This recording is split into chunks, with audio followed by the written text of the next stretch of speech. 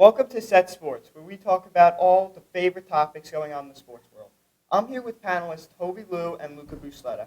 There are a lot of great picks that happened last night in the Las Vegas draft, and we're here to discuss them. So what do you guys think about the picks overall?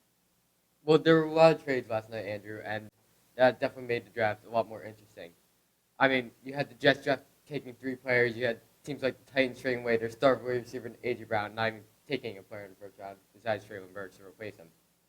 And I want to start off with my winners of the draft from last night, and Jermaine in the New York Jets, who took Sauce Gardner for Jarrett Wilson at 10, and Jermaine Johnson with the 26th overall pick. To start with Sauce Gardner, he is, in my opinion, is the top 10 prospect in this draft, and the Jets were able to get him at 4.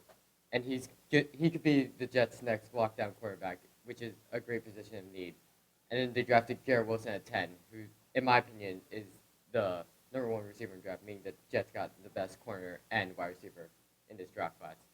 And then they're able to trade back into the first round and get Jermaine Johnson, a player that was mocked to us at the 10th overall pick. And I just think that was a great pick, not having to give up too many assets to get this elite pass rusher.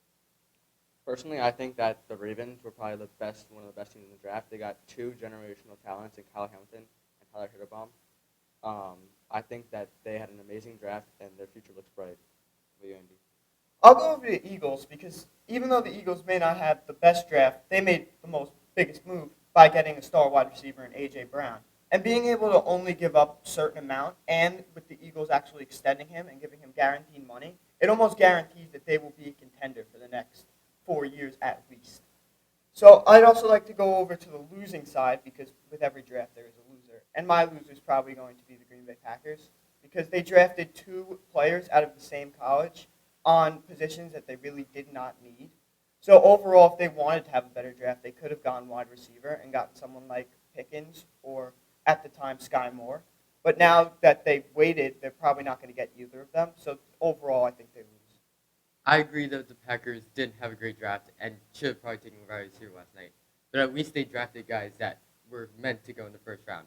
The only team that I saw drafted a player that was meant to go in a day 2 pick was the New England Patriots drafting Cole Strong out of Chattanooga.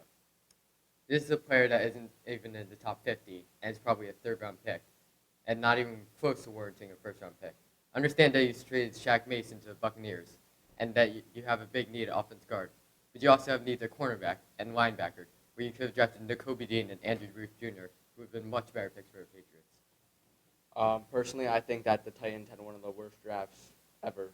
You lose your star franchise wide receiver just to draft another receiver that you don't even know if he's going to be good or not. But however, I think the future looks bright in today's day 2, as we could probably get Malik Willis in the second round. All right, well, overall, the draft was really exciting, but the main topic of the draft was the trades. So, as we probably know, A.J. Brown went to the Eagles, Marquise Brown went to the Cardinals, and all these other things. But the main topic is, how will these trades affect the teams in the future? Yeah, I think the Marquise Brown trade isn't going to have as big of an impact on the NFL as the A.J. Brown trade is, knowing that the Cardinals already have 3 starting receivers in DeAndre Hopkins, Rondé Moore, and A.J. Green.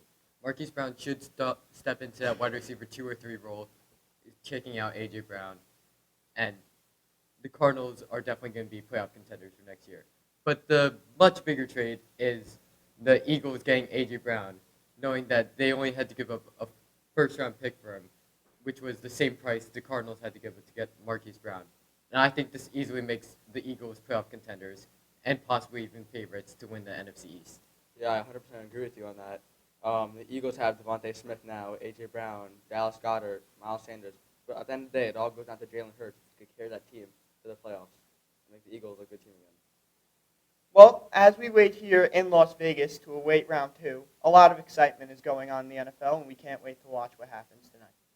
As we enter spring season, there's one thing that's definite, which is the NBA playoffs. And a lot of action has been going on in the first round, and Set Sports is here to talk about it. So I'm going to ask you guys the first question, which is what do you think about the Celtics? Because they swept the Nets, who were considered to be favorites at the beginning of the season.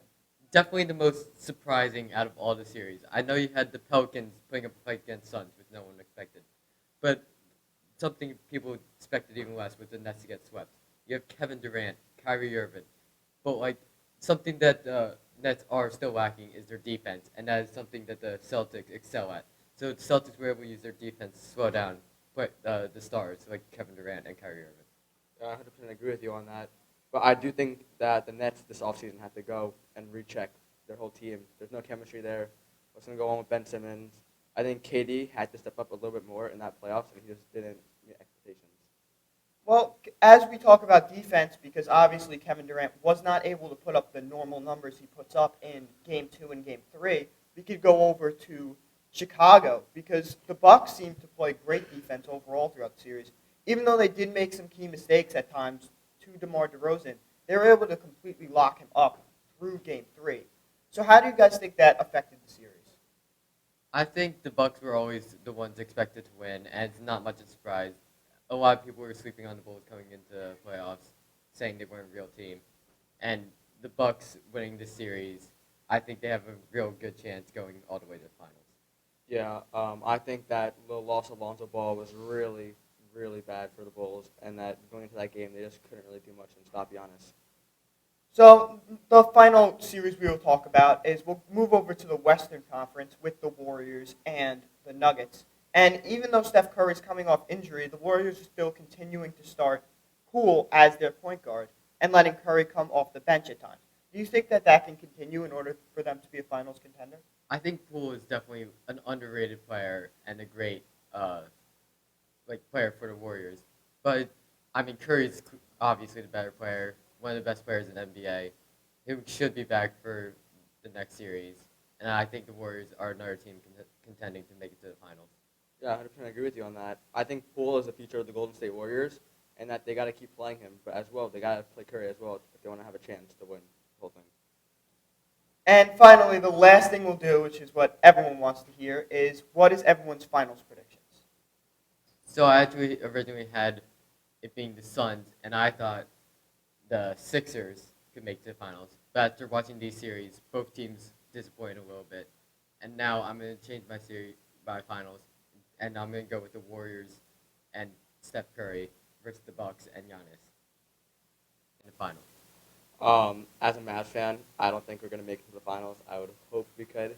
But personally, I think that it's going to be a Heat-Suns finals. The Heat defense is just impenetrable in that last game. I think they have a chance of making it all the way. All right, well, we're really excited, obviously, to see what happens in the second round of the playoffs, and we can't wait to watch. So in Manhasset, everyone knows that the most popular sport here is lacrosse. So we sent someone to go meet with a member of the lacrosse team and see how the season is going. I'm here with Jack Peterson, and we're here to talk about his lacrosse season so far.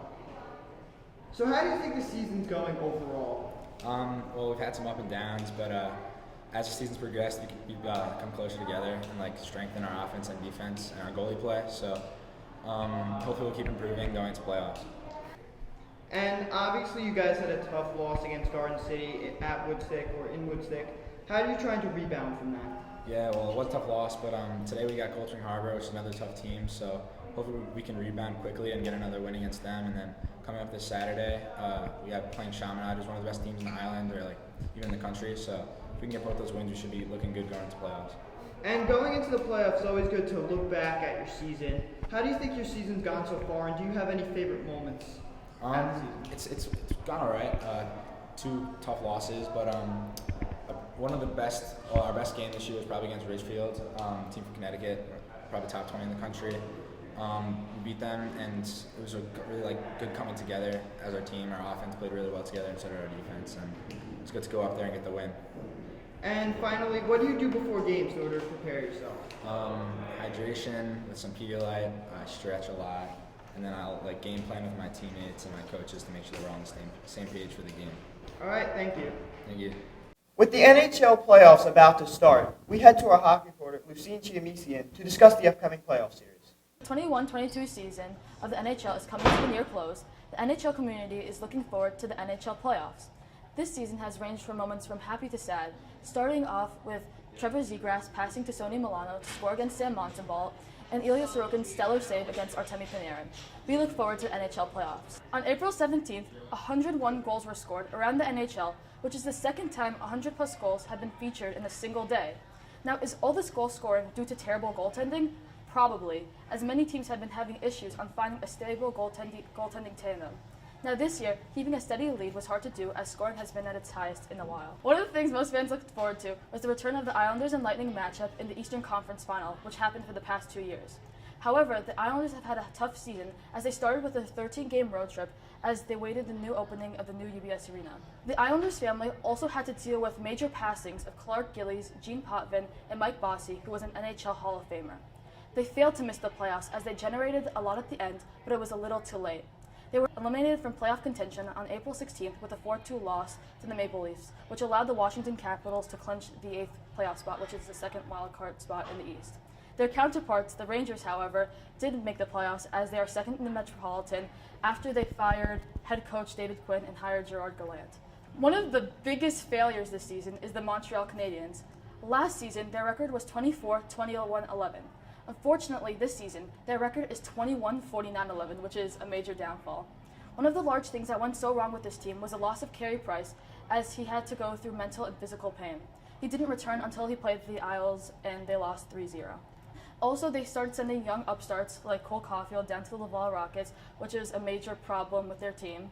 And they ended up firing their head coach and hired St. Martin Louis, and ever since they hired him, they've been doing much better, but they weren't able to make the playoffs as they just lost way too much. There have been many enjoyable moments this season, but as the regular season closes, the NHL community welcomes the 21-22 season Stanley Cup playoffs with open arms. With spring starting, it means that America's pastime, baseball, is back and the MLB is ready to go again. So, here are our predictions for the MLB. We'll start off with the NL because that's supposed to be the top ranking division this year. So, here are our predictions for what we think is going to happen in the NL. I mean, in the NL, you got arguably your top 3 teams in MLB. You got the Mets, you got the Dodgers, you got the Giants. The Mets having the best record in MLB. But you look at the Dodgers lineup, and that just looks like an all-star, super-powered team. And it's going to be tough for any team to get past the Dodgers in the playoffs. Yeah, I agree. I think it's just like the LA Rams in football. The Dodgers have too good of a team to let that opportunity slide away. And I'm personally, as a Mets fan, there's always the hope that the Mets are going to be good every year, but this team truly looks different with an absolutely stacked pitching rotation and having the best record in baseball without their best pitcher. So I think that the Mets could be really scary going into October. We'll move over now to the AL because that's also a division in the MLB, and there's a couple really top contending teams there. So the top contending teams in the AL are the Blue Jays, the Yankees, and the White Sox. So what do you guys think is going to happen in the AL? I think the Blue Jays and the White Sox are a few steps ahead of the Yankees right now. And I just think with the Blue Jays having MVP contender Vladimir Guerrero, I think it's going to be tough to get past him. But if they would have to look out for any team, I definitely think it would be Chicago White Sox. Yeah, I agree with you, Toby, there with the Blue Jays. I think The AL is also supposed to be really competitive this year. So the 3 ranked teams are the Chicago White Sox, the Toronto Blue Jays, and the New York Yankees. So what do you guys think is going to happen? I mean, I know those are the top 3 ranked teams, but I think the Blue Jays and the White Sox are a few steps ahead of the Yankees as of right now. I mean, with the Blue Jays having MVP contender Vladimir Guerrero, they are my favorites to come out of the AL and make their World Series. I agree with you on the Blue Jays pick. However, I do think the Yankees are looking good right now. Aaron Judge, Carlos Stanton, they all look amazing right now. However, I do think the Blue Jays come out of here with MVP Vladimir Guerrero.